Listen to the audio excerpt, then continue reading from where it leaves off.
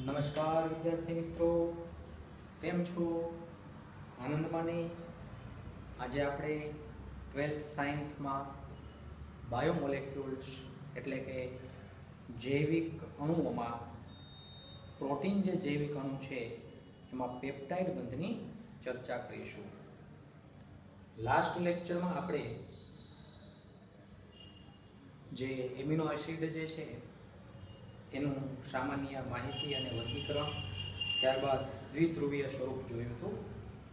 Next question આવે છે peptide બંધ ઉદાહરણ સાથે સમજાવો. સહેલો પ્રશ્ન છે. ધારો કે કોઈ એક એમિનો એસિડ, એકદમ સરળ, આ એમિનો એસિડ છે NH2CH, H ને બદલે R ને બદલે H લેવામાં આવે, હાઇડ્રોજન લેવામાં આવે R ના ટુકડાને બદલે, તો આપણે આને ગ્લાયસિન કહીએ છીએ. અને COOH આ કોઈ એક એમિનો એસિડ છે. એમિનો એસિડની પ્રક્રિયા અન્ય કોઈ પણ એમિનો એસિડ સાથે કરવામાં આવે, દાખલા તરીકે NH2CH, R ની જગ્યાએ CH3 સમૂહ લીધો છે, COOH. બંને એમિનો એસિડના નામ, આને આપણે ગ્લાયસિન કહીએ છીએ, ગ્લાયસિન. આને આપણે કહીએ છીએ એલેનાઇન. ગ્લાયસિન અને એલેનાઇનની પ્રક્રિયા જ્યારે થાય ત્યારે ડિહાઇડ્રેશન થાય છે. ડિહાઇડ્રેશન એટલે નિર્જલીકરણ કહીએ છીએ. દાખલા તરીકે અહીંથી COOH માંથી OH અને NH2 માંથી H, એટલે કે H2O દૂર થશે, પાણીનો અણુ દૂર થશે અને જે મોલેક્યુલ બને છે તેનું સ્ટ્રક્ચર આ રીતે થશે NH2CH, CH2 લખો તો પણ ચાલે, CHH, CO, next NH, CH, CH3, COOH. આ જે બંધ બને છે આ એમાઇડ બંધ છે. એમાઇડ, CONH, એમાઇડ બંધ છે. અને આ જે એમાઇડ બંધ છે એને આપણે પેપ્ટાઇડ બંધ કહીએ છીએ. સરળ વ્યાખ્યા છે એકદમ. એક એમિનો એસિડના COOH સમૂહની બીજા એમિનો એસિડના NH2 સમૂહ સાથેની પ્રક્રિયાથી પાણીનો અણુ દૂર થઈને એમાઇડ બંધ બને છે, જેને પેપ્ટાઇડ બંધ કહે છે. સાવ સહેલી વ્યાખ્યા છે. એક એમિનો એસિડના COOH સમૂહની બીજા એમિનો એસિડના NH2 સમૂહ સાથેની પ્રક્રિયાથી પાણીનો અણુ દૂર થઈને એમાઇડ બંધ બને છે, જેને પેપ્ટાઇડ બંધ કહે છે. દાખલા તરીકે ગ્લાયસિન અને એલેનાઇન હોય તો જે ડાયપેપ્ટાઇડ બનેલો છે એનું નામકરણ, ડાબી બાજુના જેટલા મોલેક્યુલ હોય, ડાબી બાજુનો મોલેક્યુલ તમને ખ્યાલ છે ગ્લાયસિન છે, ડાબી બાજુના મોલેક્યુલમાંથી INE સફિક્સ દૂર કરી અને એને બદલે YL સફિક્સ લગાડવામાં આવે છે. શું કહેવામાં આવે છે?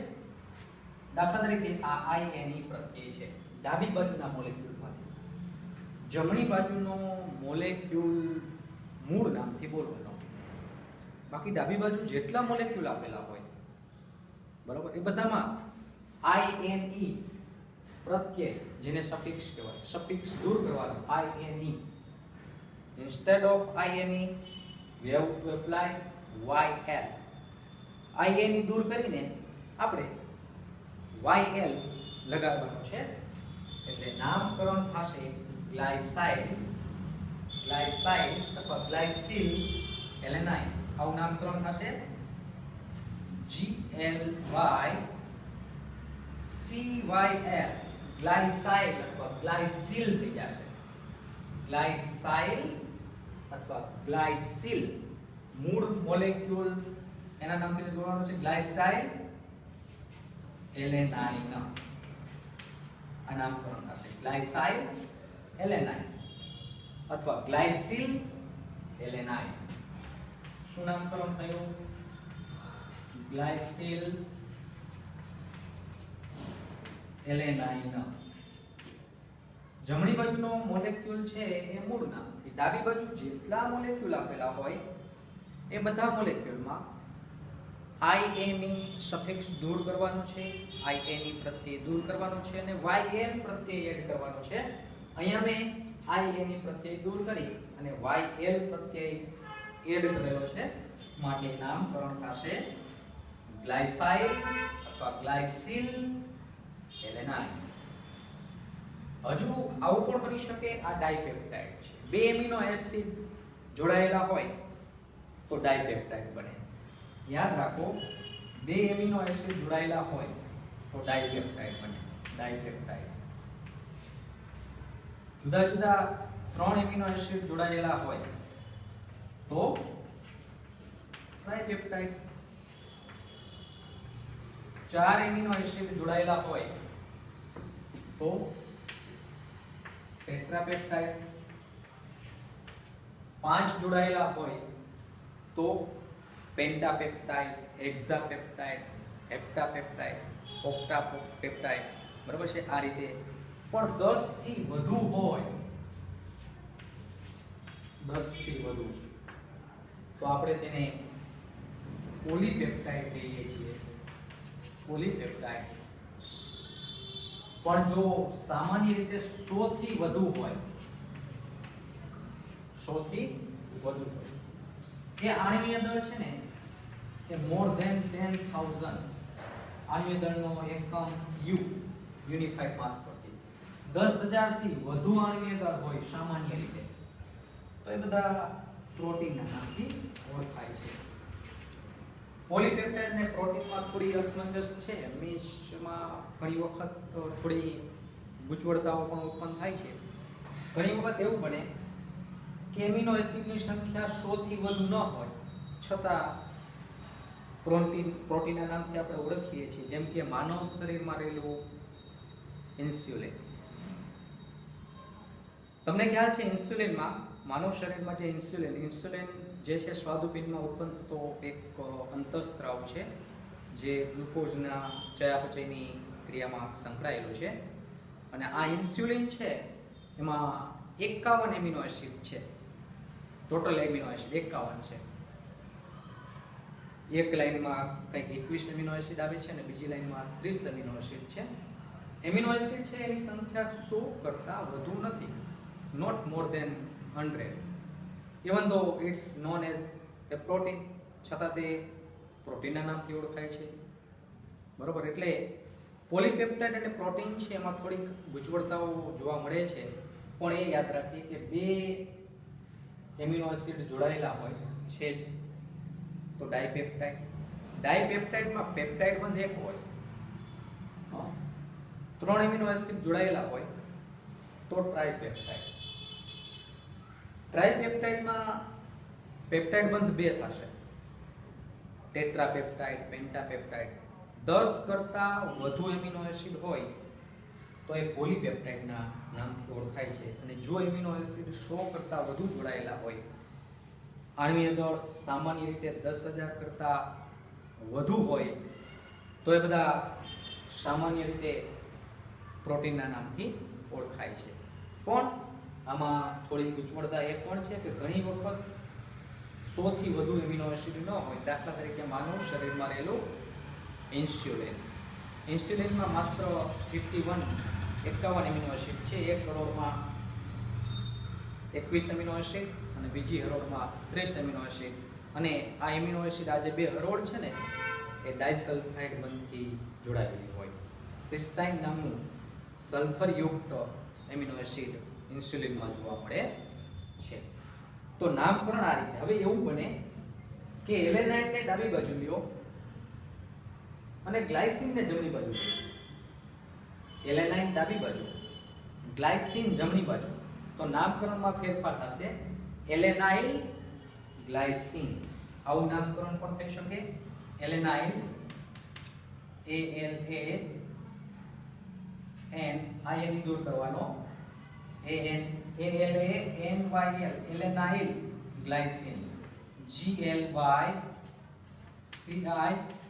જમણી બાજુનો મોલેક્યુલ છે એ મૂળ નામથી બોલવાનો જમણી બાજુનો મોલેક્યુલ બરાબર તો ડાઇપેપ્ટાઇડ બે બન્યા ગ્લાયસિન અને એલેનાઇન માંથી કયા બે ડાઇપેપ્ટાઇડ બને છે ગ્લાયસાઇલ એલેનાઇન એલેનાઇલ ગ્લાયસિન તો બે જુદા જુદા એમિનો એસિડ હોય બે જુદા જુદા એમિનો એસિડ તો ડાઇપેપ્ટાઇડની સંખ્યા થાય બે ત્રણ જુદા જુદા એમિનો એસિડ હોય તો 3 ફેક્ટોરિયલ 3 * 2 * 1 3 ફેક્ટોરિયલ 6 એમિનો એસિડ 6 ટ્રાઇપેપ્ટાઇડ થશે ત્રણ જુદા જુદા એમિનો એસિડ હોય ને તો ટ્રાઇપેપ્ટાઇડની સંખ્યા 6 થશે કઈ 6 સંખ્યા થશે દાખલા તરીકે ABC ACB BSE BCA CAB અને CBA આવા 6 જુદા જુદા ટ્રાઇપેપ્ટાઇડ થશે જો 3 એમિનો એસિડ જોડાયેલા હોય તો ટ્રાઇપેપ્ટાઇડની સંખ્યા 6 થશે ચાર જુદા જુદા એમિનો એસિડ હોય તો 4 ફેક્ટોરિયલ 4 3 2 1 4 3 12 24 જુદા જુદા ટેટ્રાપેપ્ટાઇડ થશે જો એમિનો એસિડની સંખ્યા 5 હોય તો 5 ફેક્ટોરિયલ 5 4 3 2 1 બરાબર 120 પેન્ટાપેપ્ટાઇડ બનશે ડાઇપેપ્ટાઇડની સંખ્યા 2 ટ્રાઇપેપ્ટાઇડની સંખ્યા 6 ટેટ્રાપેપ્ટાઇડની સંખ્યા 24 પેન્ટાપેપ્ટાઇડની સંખ્યા 120 જ્યારે જુદા જુદા એમિનો એસિડ જોડાયેલા હોય ત્યારની આ વાત થાય છે અને તમને ખ્યાલ છે માનવ શરીરમાં 20 એમિનો એસિડ છે આવશ્યક અને બિન આવશ્યક આવશ્યક એટલે શરીરમાં સંશ્લેષણ થતું ન હોય બાહ્ય સોર્સ દ્વારા આવશ્યકતા બિન આવશ્યક એટલે શરીરમાં સંશ્લેષણ થતું હોય માટે બાહ્ય સોર્સ દ્વારા આવશ્યકતા રહેતી નથી 20 જુદા જુદા એમિનો એસિડ છે હવે જોઈ શકાય 20 એમિનો એસિડમાં 20 ફેક્ટોરિયલ પ્રોટીનની પુષ્કળ પ્રમાણમાં વિવિધતાઓ ઉત્પન્ન થાય છે એકદમ સરળ 2 એમિનો એસિડ હોય તો ડાઇપેપ્ટાઇડની સંખ્યા થાય છે 2 3 એમિનો એસિડ હોય તો 6 4 જુદા જુદા એમિનો એસિડ હોય તો 24 5 જુદા જુદા એમિનો એસિડ હોય 120 માનવ શરીરમાં 20 જુદા જુદા એમિનો એસિડ જોવા મળે છે તો પ્રોટીનની વિવિધતા 20 ફેક્ટોરિયલ સમજી શકાય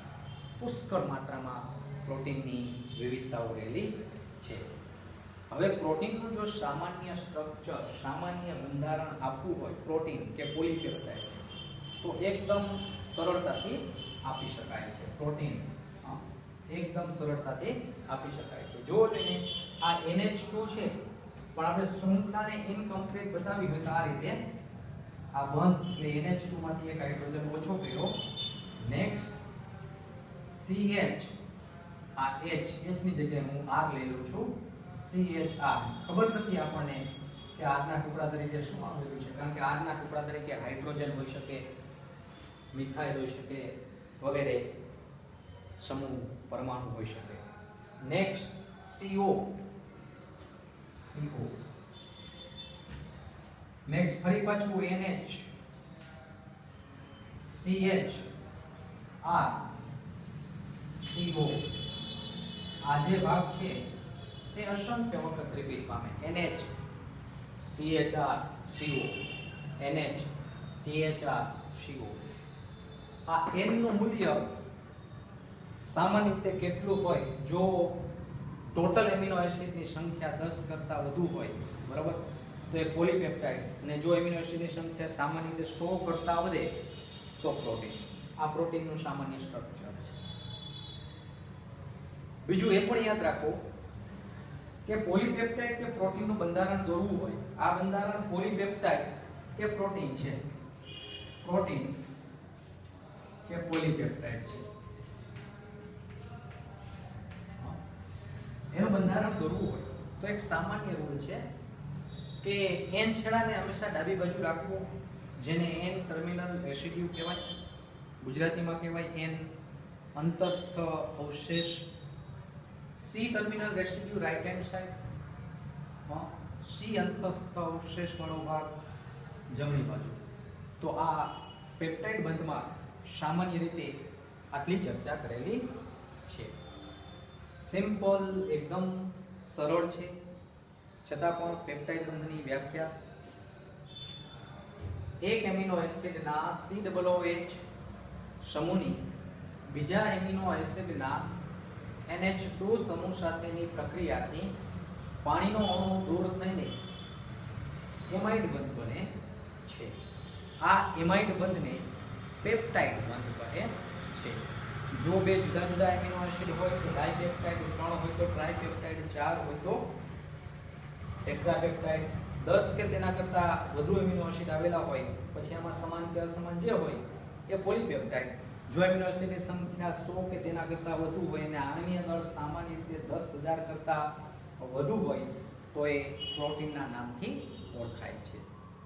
અચ્છા, બે એમિનો એસિડ, જુદા જુદા બે એમિનો એસિડ જોડાઈને ડાઇપેપ્ટાઇડ એક જ બનાવે. દાખલા તરીકે ગ્લાયસીન અને એલેનાઇન જોડાય તો ડાઇપેપ્ટાઇડ 2, ગ્લાયસીલ અથવા ગ્લાયસાઇલ એલેનાઇન, ગ્લાયસાઇલ એલેનાઇન, એલેનાઇલ ગ્લાયસીન. ફરીથી શું નામકરણ થાય? ગ્લાયસાઇલ એલેનાઇન, એલેનાઇલ ગ્લાયસીન, ગ્લાયસાઇલ એલેનાઇન, એલેનાઇલ ગ્લાયસીન. 3 જુદા જુદા એમિનો એસિડ હોય તો ટ્રાઇપેપ્ટાઇડ થશે 6, 4 જુદા જુદા એમિનો એસિડ હોય તો ટેટ્રાપેપ્ટાઇડ થશે 24, 5 જુદા જુદા એમિનો એસિડ હોય તો પેન્ટાપેપ્ટાઇડ થશે 120, 120. તો આપણા શરીરમાં પ્રોટીનની વિવિધતા પુષ્કળ માત્રામાં છે. એ સિમ્પલ આના પરથી સમજી શકાય. અને પ્રોટીનનું જો સામાન્ય બંધારણ, સામાન્ય સ્ટ્રક્ચર આપવું હોય તો આ રીતે આપી શકાય છે. નેક્સ્ટ એના પછીનો ક્વેશ્ચન, પ્રશ્ન પૂછી શકાય, આણ્વીય આકારને આધારે, આણ્વીય આકારને આધારે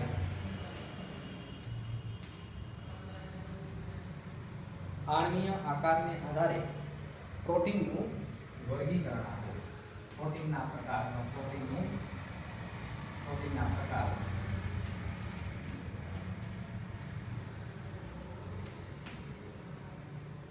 આણ્વીય આકારને આધારે પ્રોટીનના બે પ્રકારો પડે છે. આણ્વીય આકારને આધારે પ્રોટીનના બે પ્રકારો પડે છે, રેશમય પ્રોટીન અને કોલીય protein, fibrous protein and spherical protein. પહેલો પ્રકાર રેશમય પ્રોટીન. રેશમય પ્રોટીન. રેશમય પ્રોટીન એટલે શું? જ્યારે પોલીપેપ્ટાઇડ શૃંખલાઓ એકબીજીને સમાંતર ગોઠવાયેલી હોય ત્યારે એકબીજા સાથે હાઇડ્રોજન બંધ કે ડાઇસલ્ફાઇડ બંધથી જોડાઈને જે પ્રોટીન બનાવે છે તેને રેશમય પ્રોટીન કહે છે.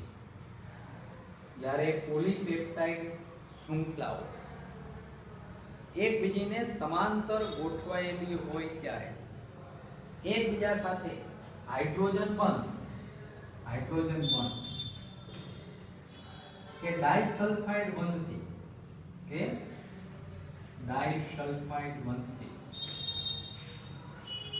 જોડાઈને જે પ્રોટીન બનાવે છે તેને રેશમય પ્રોટીન કહે છે.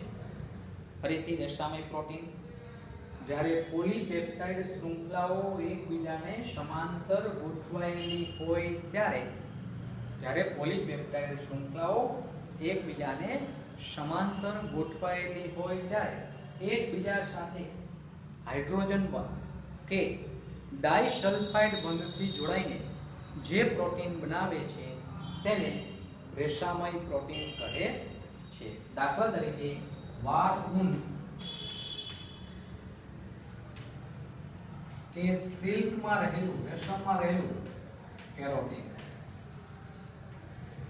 સ્નાયુમાં રહેલું માયોસિન,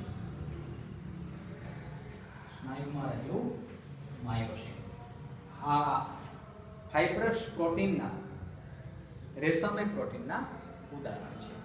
અને આ પ્રકારનું પ્રોટીન છે એ પાણીમાં અદ્રાવ્ય, વોટર ઇનસોલ્યુબલ છે. બરાબર, તમને ખ્યાલ છે પાણીમાં અદ્રાવ્ય, વાળ ઊન કે સિલ્કમાં રહેલું કેરોટીન, સિલ્કનું કાપડ હોય આપણે પાણીમાં ધોઈએ તો ઉગડી જતું નથી. વાળ છે પાણીથી ધોતા હોય તો કઈ વાળ પાણીમાં ધોયા ને ઉગડી ગયા, બધા જ વાળ જે છે દ્રાવ્ય થઈ ગયા, પાણી ભેગા નીકળી ગયા, એવું કંઈ બનતું નથી. ઘણા લખે છે કે આ પ્રકારનું પ્રોટીન પાણીમાં દ્રાવ્ય હોય છે. થોડોક વિચાર કરો, પાણીમાં કંઈ દ્રાવ્ય ન થાય. હા, તો કપડાં જે ધોઈએ છીએ આપણે, એ કપડાં પાણીમાં ઓગળી જાય, વાળ ધોઈએ તો વાળ ઓગળી જાય. હા, એટલે આ પ્રકારનું પ્રોટીન પાણીમાં અદ્રાવ્ય છે. ફરીથી શું કીધું? રેસામય પ્રોટીન પોલીપેપ્ટાઇડ શૃંખલાઓ એકબીજીને સમાંતર ગોઠવાયેલી હોય ત્યારે એકબીજા સાથે હાઇડ્રોજન બંધ કે ડાઇસલ્ફાઇડ બંધથી જોડાઈને જે પ્રોટીન બનાવે છે તેને રેસામય પ્રોટીન કહે છે. દાખલા તરીકે વાળ ઊન કે સિલ્ક એટલે કે રેશમમાં રહેલું કેરોટીન, સ્નાયુમાં રહેલું માયોસિન, અને આ પ્રોટીન પાણીમાં અદ્રાવ્ય છે. નેક્સ્ટ બીજો ભાગ છે ગોલીય પ્રોટીન. ગોલીય પ્રોટીન સરળ ગોલીય પ્રોટીનમાં શું છે કે જ્યારે પોલીપેપ્ટાઇડ શૃંખલા વળીને ગોળાકાર સ્વરૂપમાં ગોઠવાયેલી હોય ત્યારે ગોળાકાર સ્વરૂપમાં એનો જ ભાગ એના જ ભાગ સાથે હાઇડ્રોજન બંધ કે ડાઇસલ્ફાઇડ બંધથી જોડાશે. જ્યારે પોલીપેપ્ટાઇડ શૃંખલા વળીને ગોળાકાર સ્વરૂપે ગોઠવાયેલી હોય ત્યારે રચાતા પ્રોટીનને ગોલીય પ્રોટીન કહે છે. જ્યારે પોલીપેપ્ટાઇડ શૃંખલા વળીને ગોળાકાર સ્વરૂપે ગોઠવાયેલી હોય ત્યારે રચાતા પ્રોટીનને ગોલીય પ્રોટીન કહે છે. અને ગોલીય પ્રોટીનમાં એક આલ્બ્યુમિન, આલ્બ્યુમિન છે.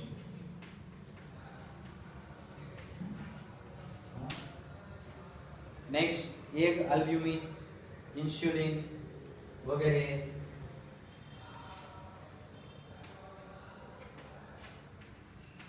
અને આ પ્રકારનું પ્રોટીન છે એ પાણીમાં દ્રાવ્ય છે.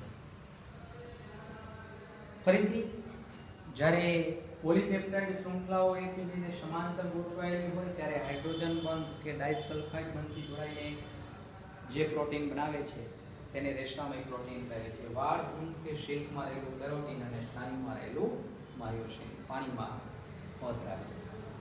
જ્યારે પોલીપેપ્ટાઇડ શૃંખલા વળીને ગોળાકાર સ્વરૂપમાં ગોઠવાયેલી હોય ત્યારે રચાતા પ્રોટીનને ગોલીય પ્રોટીન કહે છે. દાખલા તરીકે આલ્બ્યુમિન અને ઇન્સ્યુલિન આ પ્રકારનું પ્રોટીન પાણીમાં દ્રાવ્ય છે. બે પ્રશ્નોની ચર્ચા કરી આપણે અત્યારે.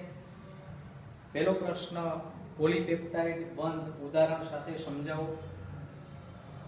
એક એમિનો એસિડના COOH સમૂહની અન્ય એમિનો એસિડના NH2 સમૂહ સાથેની પ્રક્રિયાથી પાણીનો અણુ દૂર થઈને એમાઇડ બંધ બને છે અને આ એમાઇડ બંધને પેપ્ટાઇડ બંધ કહે છે.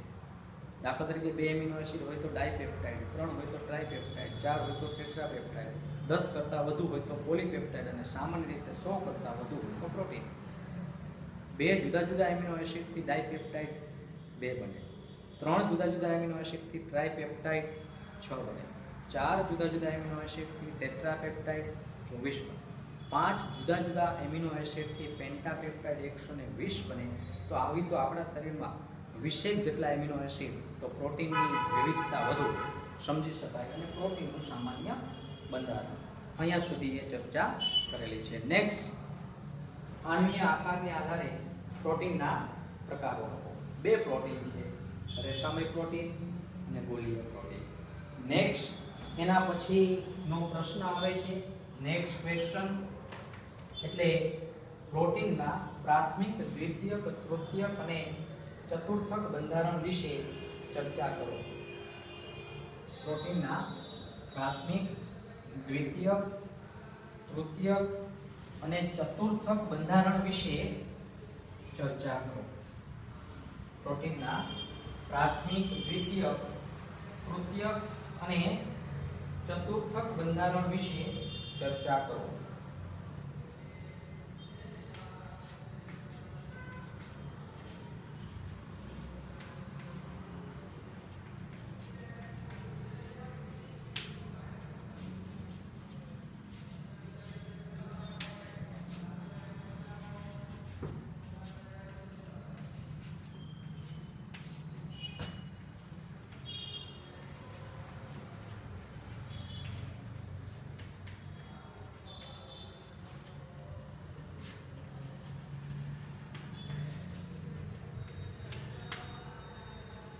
પ્રોટીનના પ્રાથમિક, દ્વિતીયક, તૃતીયક અને ચતુર્થક બંધારણની ચર્ચા કરો. પહેલા આપણે પ્રોટીનનું પ્રાથમિક બંધારણ, પ્રાઇમરી સ્ટ્રક્ચર ઓફ પ્રોટીન, પ્રાથમિક બંધારણ.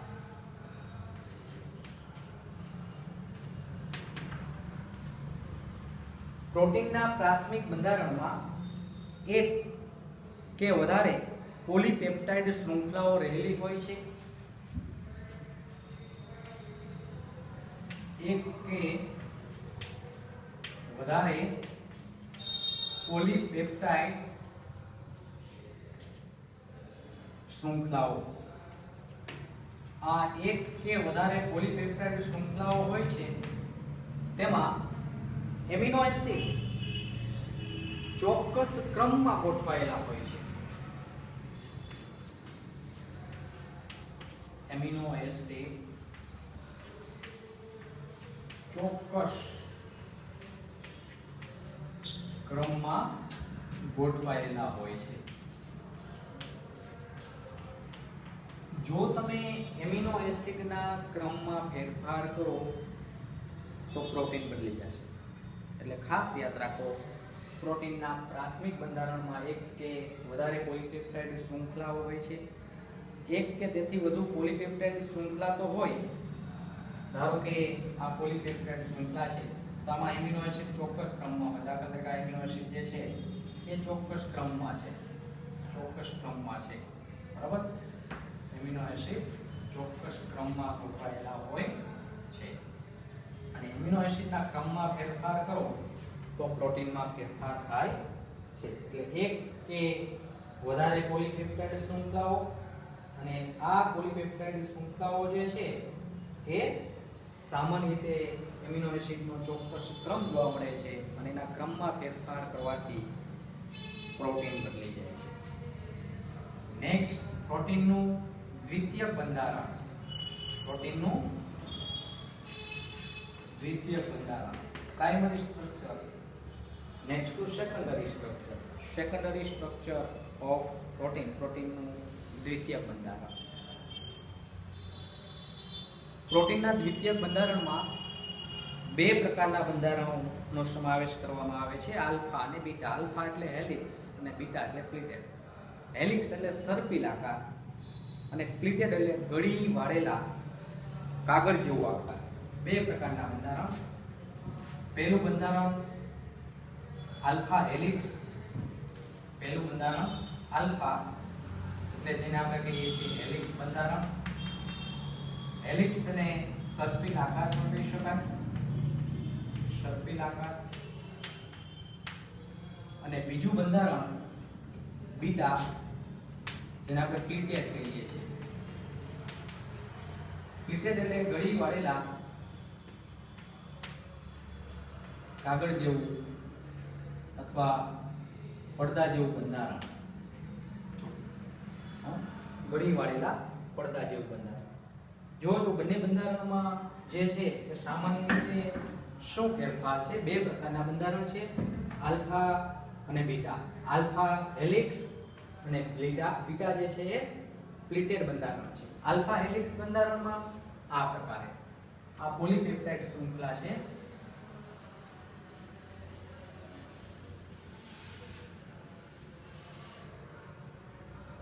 બે ભાગ દર્શાવીએ. પહેલો ભાગ હું અહીંયા આ જ રીતે વ્હાઇટ કલરથી રાખું છું. આ સર્પિલ આકાર જે સીડી હોય છે, આ પ્રકારની ગોળાકાર સીડીઓ આપણે ઘણા કોમ્પ્લેક્સમાં જોઈ છે, એવી આ સીડી છે. આ બ્લુ ગ્રીન કલરનો જે ભાગ દર્શાવ્યો છે એ ભાગ, બરાબર. પણ જો આટલી આ રીતે ફેરફાર રાખીએ,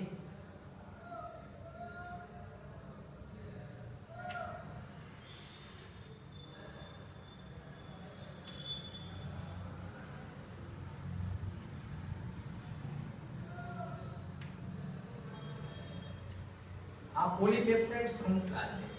પોલીપેપ્ટાઇડ શૃંખલા એટલે પ્રોટીન છે એમ પણ કહી શકાય. આ પોલીપેપ્ટાઇડ શૃંખલા છે. હવે તમે સીડીમાં જોયું હોય તો આ ભાગ જેમ જેમ સીડીમાં આગળ વધશો એટલે ધારો કે વચ્ચે સળીઓ છે, બરાબર. આ ભાગ આપણી બાજુ છે, અહીંથી આ પાછળના ભાગમાં છે. વળી પાછો આ વ્હાઇટ ભાગ આપણી બાજુ છે સળિયામાં, અને આ ગ્રીન ભાગ છે એના પાછળના ભાગમાં છે, બરાબર. એટલે આ રીતે સમજી શકાય. એટલે ગ્રીનના ઉપરના ભાગમાં ગ્રીન આવશે અને વ્હાઇટના ઉપરના ભાગમાં વ્હાઇટ આવશે. ગ્રીનના ઉપરના ભાગમાં ગ્રીન આવશે અને વ્હાઇટના ઉપરના ભાગમાં વ્હાઇટ આવશે. અને તમને ખ્યાલ છે આ એમિનો એસિડ જે છે આ રીતે લખી શકાય. ધારો કે NH નો ભાગ છે, નેક્સ્ટ આ સેકન્ડ NH છે, નેક્સ્ટ ફરી પાછું આ થર્ડ વન, ત્રીજો NH નો ભાગ છે, ત્રીજો એમિનો એસિડ છે, આ ચોથો એમિનો એસિડ જે છે. આ વલયમાં મેં 4 એમિનો એસિડ દર્શાવેલા છે. ખાલી NH દર્શાવો તો પણ ચાલે. જેટલી વખત NH આવેલો હોય એટલા એમિનો એસિડ હોય. મેં આમાં આ વલયમાં આખો વલય પૂરો થયો છે, એમાં મેં 4 વખત NH લખેલા છે. મીન્સ એક વલયમાં 4 એમિનો એસિડ છે. હવે એના પછી બીજા વલયની શરૂઆત થાય છે, બરાબર. આ રીતે થશે. અહીંથી આ શરૂઆત થાય છે. ધારો કે આ એક એમિનો એસિડ, નેક્સ્ટ ફરી પાછું આ બીજો એમિનો એસિડ, નેક્સ્ટ આ ત્રીજો એમિનો એસિડ. ધારો કે આ વલયમાં 3 એમિનો એસિડ છે. પ્રેક્ટિકલી એવું કહે છે કે એક વલયમાં સરેરાશ 3.6 એમિનો એસિડ હોય. 3.6 એમિનો એસિડ યાદ રાખજો. એક વલયમાં સરેરાશ કાઢશો, એક વલયમાં 4 છે, બીજામાં 3 છે. ઘણા કહેશે કે 4 નું 3 નું સરેરાશ તો 3.5 થાય, પણ ઘણી વખત 3 ની જગ્યાએ ક્યાંક 4 આવી ગયા હોય એટલે સરેરાશમાં સેજ વધારો થઈ જાય, બરાબર. 4 3 4 3 4 3 4 3 4 3 આવું રિપીટેશન થતું હોય. 4 4 4 આવી જાય, આવું બનતું હોય. 3 ની જગ્યાએ ક્યાંક 4 આવી જાય તો સરેરાશમાં સેજ વધારો થાય. એટલે સરેરાશ એક વલયમાં 3.6 એમિનો એસિડ હોય છે. બીજું કે આ જે એમિનો એસિડ જે છે અને આ જે વલય છે એ 54 પાઇકોમીટર જેટલી એની આ જે પહોળાઈ છે, 54 પાઇકોમીટર, બરાબર. આ જે વલય છે એની પહોળાઈ 54 pm જેટલી હોય છે. અને તમને ખ્યાલ છે વ્હાઇટ આપણા બાજુ છે, ગ્રીન સામેની બાજુ છે. વ્હાઇટ આપણી બાજુ છે, ગ્રીન સામેની બાજુ છે. એટલે વ્હાઇટના ઉપરના ભાગમાં તમે સીડી ચડતા હોય તો વ્હાઇટની ઉપરના ભાગમાં વ્હાઇટ આવશે, ગ્રીનને ઉપરના ભાગમાં ગ્રીન આવશે. ફરીથી વ્હાઇટના ઉપર વ્હાઇટ આવશે, ગ્રીનની ઉપર ગ્રીન આવશે. તો વ્હાઇટનો NH નો હાઇડ્રોજન ઉપર વ્હાઇટના કાર્બોનિલ સમૂહના ઓક્સિજન સાથે જોડાશે. અહીંયા એવી રીતે કાર્બોનિલ સમૂહના ઓક્સિજન સાથે જોડાશે. હવે જો ગ્રીનને જોડવો હોય, બરોબર, તો ગ્રીનની ઉપર તો ગ્રીન જે છે ફરી પાછું ગ્રીન સાથે જોડાશે, કાર્બોનિલ સમૂહના ઓક્સિજન સાથે જોડાશે, કાર્બોનિલ સમૂહના ઓક્સિજન સાથે જોડાશે, બરોબર. એટલે આ પ્રકારે સામાન્ય રીતે છે. એટલે આ જે બંધારણ દર્શાવેલું છે એ આલ્ફા હેલિક્સ પ્રકાર કહેવાય, સર્પિલ આકાર કહેવાય. સામાન્ય રીતે એને તમે આમ ખેંચો તો ખેંચી શકાય. આ બે છેડાને ખેંચશો તો લંબાઈમાં વધારો થશે. જેવું તમે મૂકી દેશો એટલે ફરી પાછું હાઇડ્રોજન બંધ બનશે.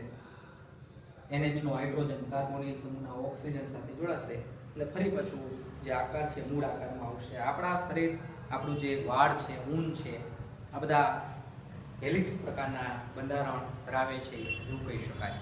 વાળમાં તમને ખ્યાલ છે એ તમે એને ખેંચશો સહેજ કદમાં વધારો થશે. અને આ જે ભાગ છે એ આલ્ફા પ્રકાર, સર્પિલાકાર અથવા હેલિક્સ બંધારણ કહી શકાય. નેક્સ્ટ બીજું બંધારણ છે બીટા, જેને પ્લીટેડ કહેવાય. બીટા અથવા પ્લીટેડ. પ્લીટેડ ન કહેવું હોય તો બીજો ભાગ કહી શકાય ગળી વાળેલા પડદા જેવું. પડદા જે છે તમને ખ્યાલ છે ઝિગઝેગ શેપમાં હોય, બરાબર? તો અહીંયા આપણે એ બંધારણ દર્શાવવાનો પ્રયત્ન કરીએ.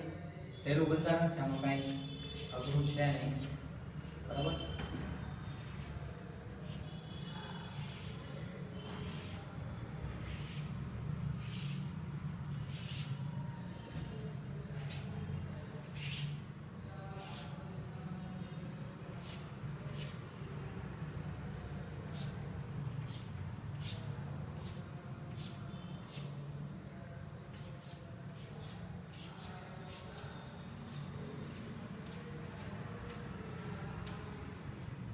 કાગળ હોય એને ઝિગઝેગ શેપમાં આડાવડી કડીથી વાળી દેવાનું, પછી એ કાગળને ખોલી લેવાનું છે. હવે એમિનો એસિડ, ધારો કે એક પોલીપેપ્ટાઇડ શૃંખલા અહીંયા છે, બીજી પોલીપેપ્ટાઇડ શૃંખલા અહીંયા છે. તો આવી બે પોલીપેપ્ટાઇડ શૃંખલાને દર્શાવી તો આ રીતે દર્શાવી શકાય. ધારો કે અહીંયા છે R CH R CH CONH CH CO, આ કાર્બોનિલ સમૂહ. નેક્સ્ટ NH, ફરી પાછું R CH CONH, R CH CONH. Next ફરી પાછું R CH CONH, R CH CONH.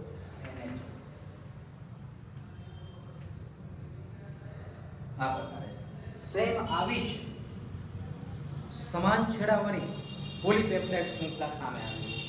સમાન છેડાવાળી આ જ રીતે લખવાનું છે. R CH CONH,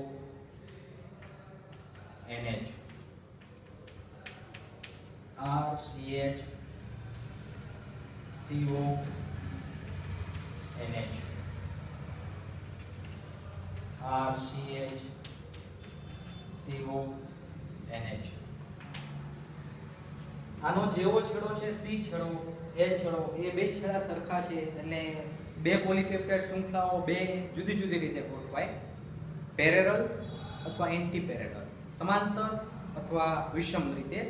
ટૂંકમાં કહીએ તો એક જ બાજુ સરખા છેડા હોય એ સમાંતર, સરખા છેડા ન હોય એ એન્ટી પેરેલલ. અહીંયા સમાંતર છે પણ ટેક્સ્ટ બુક એની કોઈ ચર્ચા કરેલી નથી. આ કાર્બોનિલ સમૂહના ઓક્સિજન હાઇડ્રોજન સાથે જોડાશે, હાઇડ્રોજન જે છે અહીંયા ઓક્સિજન સાથે જોડાશે.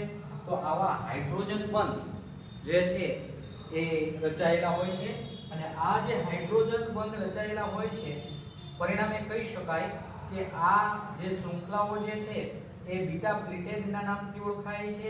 હાઇડ્રોજન બંધથી જોડાયેલી હોય છે અને મહત્તમ વિસ્તાર સુધી એ ખેંચાયેલી હોય છે. મહત્તમ વિસ્તાર સુધી ખેંચાયેલું છે એટલે એકબીજાથી દૂર હોય છે મહત્તમ વિસ્તાર સુધી. તો આવી બે પોલીપેપ્ટાઇડ શૃંખલાઓ બીટા પ્લીટેડ બંધારણ ધરાવે છે. નેક્સ્ટ એના પછીનું બંધારણ, ત્રીજું બંધારણ આપેલું છે તૃતીયક બંધારણ અને નેક્સ્ટ ચતુર્થક બંધારણ. આવા બે જુદા જુદા બંધારણની ત્યાં ચર્ચા કરેલી છે. પ્રોટીનનું પ્રાથમિક બંધારણ, પ્રાથમિક બંધારણમાં તમને ખ્યાલ છે કે એમિનો એસિડ ચોક્કસ ક્રમમાં હોય છે. એમિનો એસિડનો ક્રમ બદલાવાથી પ્રોટીન બદલી જાય છે. દ્વિતીયક બંધારણ, દ્વિતીયક બંધારણમાં આપણે બે પ્રકારના બંધારણની ચર્ચા કરી, આલ્ફા અને બીટા. નેક્સ્ટ તૃતીયક બંધારણ, બરાબર? તૃતીયક બંધારણ, તૃતીયક બંધારણ કેને કહેવાય? તો દ્વિતીયક બંધારણ દોરવું હોય તો આ દ્વિતીયક બંધારણ છે.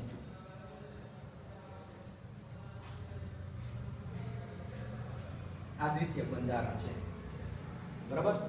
હવે તૃતીયક બંધારણ, પ્રોટીનનું તૃતીયક બંધારણ.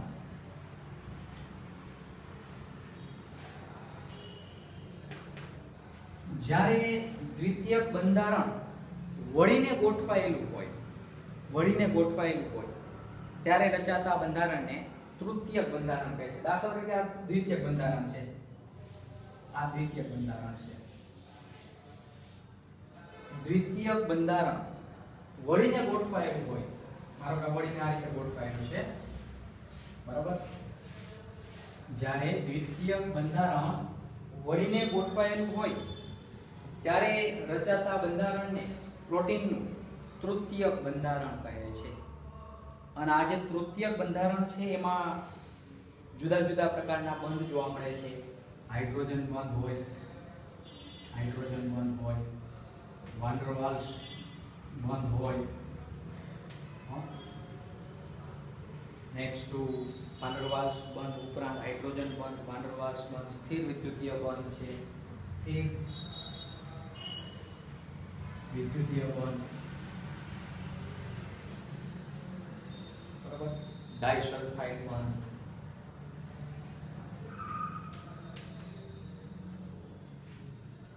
કઈ રીતે? ધારો કે આ એક કોઈ પોલીપેપ્ટાઇડ શૃંખલા છે, આ બીજી પોલીપેપ્ટાઇડ શૃંખલા છે, આ કોઈ પોલીપેપ્ટાઇડ શૃંખલા છે, આ સામે બીજી પોલીપેપ્ટાઇડ શૃંખલા છે. આવી બે જુદી જુદી પોલીપેપ્ટાઇડ શૃંખલાઓ, ધારો કે અહીંયા R નો ટુકડો આવેલો છે, R ના ટુકડા તરીકે ધારો કે અહીંયા આઇસો પ્રોફાઇલ સમૂહ છે, CH CH3 CH3. તો આ બંને વચ્ચે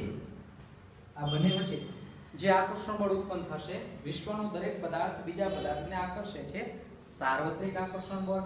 તો જે બળ ઉત્પન્ન થાય છે એને આપણે કહીએ છીએ વાન ડર વાલ્સ બળ, વાન ડર વાલ્સ બળ. નેક્સ્ટ એવું પણ બની શકે કે ધારો કે કાર્બોનિલ સમૂહ આવેલો છે અને સામે NH આવેલો છે. તો અહીંયા જે બંધ રચાય છે, કાર્બોનિલનો ઓક્સિજન NH ના હાઇડ્રોજન સાથે જોડાશે, તેમાં હાઇડ્રોજન બંધ પણ હોઈ શકે. નેક્સ્ટ સ્થિર વિદ્યુતીય આકર્ષણ બળ, તમને ખ્યાલ છે એમિનો એસિડમાં એસિડિક સમૂહ COOH અને NH2 સમૂહ આવેલા છે. એસિડની વૃત્તિ H+ ગુમાવવાની. તો ધારો કે એસિડ H+ ગુમાવે તો COO- અને NH2 છે એ H+ મેળવે અને NH3+ થાય. તો આ જે બળ ઉત્પન્ન થયો છે તે કુલંબિક અથવા સ્થિર વિદ્યુતીય આકર્ષણ બળ કહેવાય. સ્થિર વિદ્યુતીય આકર્ષણ બળ, આકર્ષણ બળ. કારણ કે બે વિરુદ્ધ વીજભાર વચ્ચેનું આકર્ષણ બળ છે. નેક્સ્ટ ડાઇસલ્ફાઇડ બંધ. તમને ખ્યાલ છે ડાઇસલ્ફાઇડ બંધમાં શું હોય છે કે સલ્ફર સાથે જોડાય, પણ સલ્ફર યુક્ત એમિનો એસિડ આવેલા હોવા જોઈએ. સિસ્ટાઇન છે, મિથિયોનિન છે, એ સલ્ફર યુક્ત એમિનો એસિડ છે. જ્યારે સલ્ફર યુક્ત એમિનો એસિડ આવેલા હોય ત્યારે ડાઇસલ્ફાઇડ બંધ જોવા મળે છે. દાખલા તરીકે માનવ શરીરમાં રહેલા ઇન્સ્યુલિનમાં સિસ્ટાઇન આવેલું છે સલ્ફર યુક્ત, અને પરિણામે ઇન્સ્યુલિન છે એમાં ડાઇસલ્ફાઇડ બંધ પણ જોવા મળે છે. તો આ ડાઇસલ્ફાઇડ બંધ, ડાઇસલ્ફાઇડ બંધ. અને તમને ખ્યાલ છે આવા જુદા જુદા પ્રકારના જે બંધ જોવા મળે છે, જેમ વધુ બંધ બને એમ સ્થિરતા વધે, બંધ ઓછા એમ સ્થિરતા ઓછી. સામાન્ય રીતે કારણ કે કોમ્પ્લિકેશન વધતું જાય, એક અણુ બીજા અણુને ખેંચી રાખે તો સ્થિરતા પ્રાપ્ત થાય, અને પરિણામે પ્રોટીનનું તૃતીયક બંધારણ છે એ સ્થાયી છે. દાખલા તરીકે માયોગ્લોબિન તેનું ઉદાહરણ કહી શકાય. માયોગ્લોબિન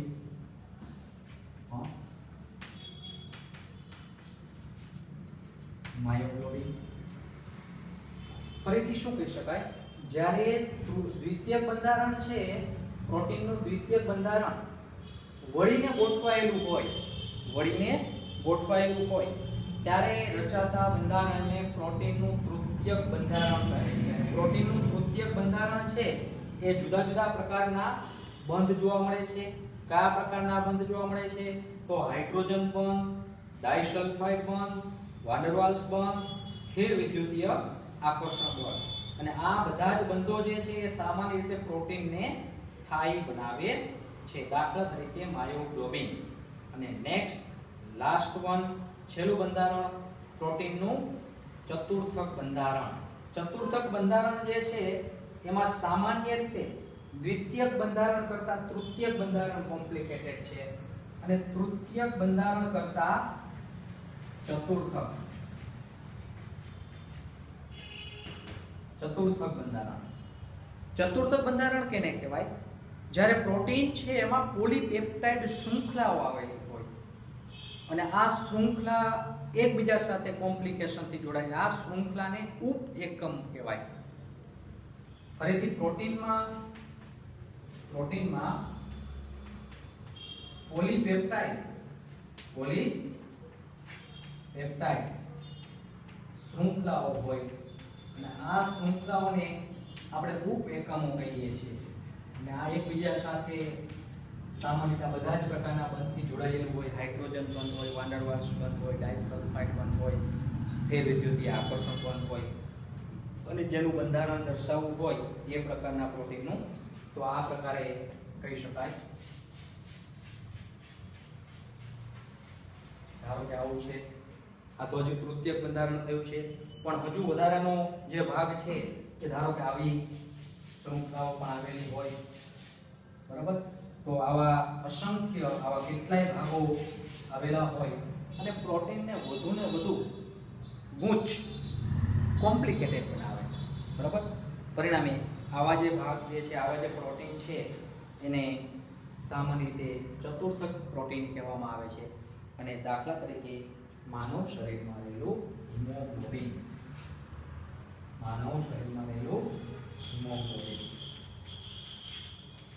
તમને ખ્યાલ છે હિમોગ્લોબિન છે એમાં 4 2 આલ્ફા અને 2 બીટા શૃંખલાઓ છે. 2 આલ્ફા ભાગ અને 2 બીટા ભાગ રહેલા છે. અને હિમોગ્લોબિન છે એમાં આયર્ન પણ આવેલું છે અકાર્બનિક તત્વ તરીકે. એટલે આવા ટોટલ પ્રોટીનના 4 ભાગ પડે છે. કયા ભાગ? પ્રાથમિક, દ્વિતીયક, તૃતીયક અને ચતુર્થક. આણ્વીય આકારને આધારે પૂછે તો રેસામય પ્રોટીન અને ગોળીય પ્રોટીન.